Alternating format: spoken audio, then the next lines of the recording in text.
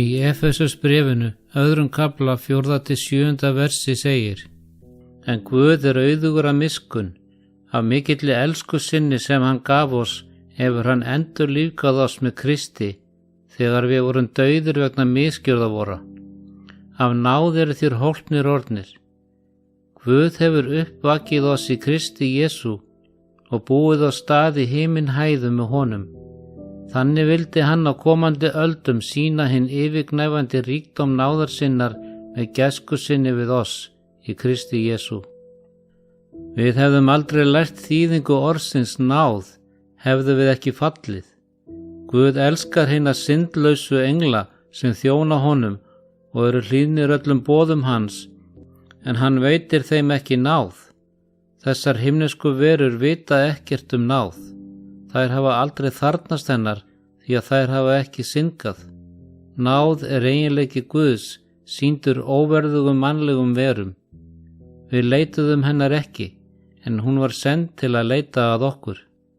Guð fagnar yfir að veita þessa náð hverjum sem hungrar eftir henni. Ekki vegna þess að við séum verðug, heldur vegna þess að við erum svo gjörsamlega óverðug. Það þörf okkar sem gerir það að verkum að við höfum vissu að hljóta þessa gjöf. En Guð notar ekki þessa náð til að gera lögmál sitt áhrifalaust eða koma í stað lögmálsins.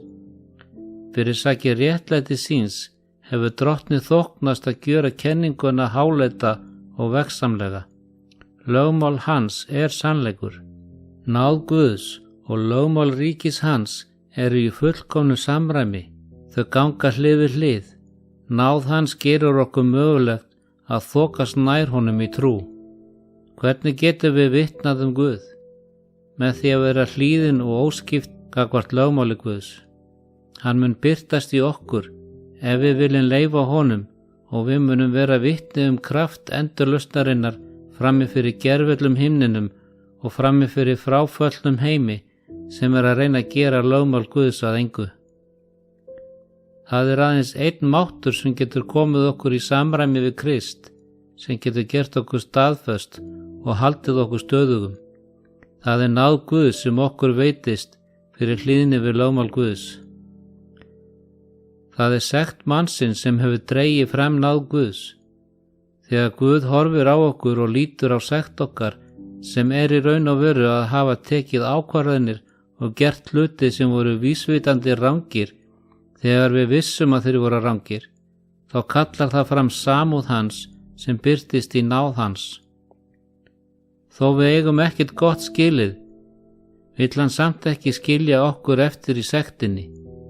Þess vegna náð hans vakin og hann tegi sig til að finna leið til að víkja kröfum lagana til hliðar og leysa okkur frá tilhlýðilegri refsingu vegna sektar okkar og frelsa okkur.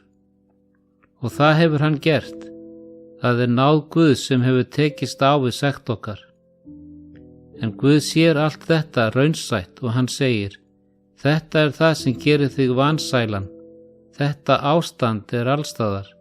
Allt mannkynið deilir þessari sömu reynslu. Guð sér eymdina úr sársaukan sem það veldur, tárin, vonbrigðin, gremjuna, veikleikan, ófullnægjuna. Hann sér eymdina, hina hörmulegu eymd mannlífsins. En þetta það sem kallar fram miskunn Guðs. Það vekur ást hans og þrá eftir að ná til okkar. Hann vill gera eitthvað til að létta eymd mannsins. Það það sem Páll segir að sé að gerast. Miskunn Guðs snertir kærleika hans og kærleikur hans virkur. Af mikilli elsku sinni sem hann gaf oss. Það sem postulinn hefur í huga hér krossinn og á bakvið hann öll sagan komu Jesú til jarðar. Það tákn kærleika Guðs. Hvernig vitum við að Guð elskar okkur? Vegna þess að því svo elskaði Guð heiminn að hann gaf. Þetta birtingamynd kærleika Guðs til okkar. Og þetta það sem Páll að segja.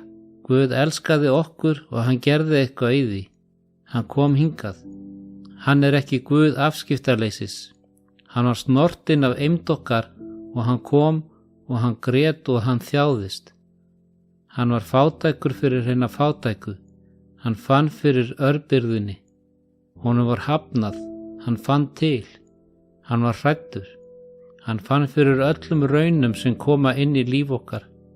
Og þegar hann hafði fullkomlega samsamað sig við okkur, bar syndir okkar í ólýsanlegri angist úr sársauka krossins án nokkurrar ástæðu í sjálfum sér, þegar ekkert var í okkur sem getur hjálpað, þegar við vorum dauðir í afbrotum okkar. Við höfum ekkert í okkur sjálfum til að brjótast í gegnum þetta mynstur mannlegar eymdar. Það er hann sem hefur kallað okkur frá myrkrinu til síns undursamlega ljós.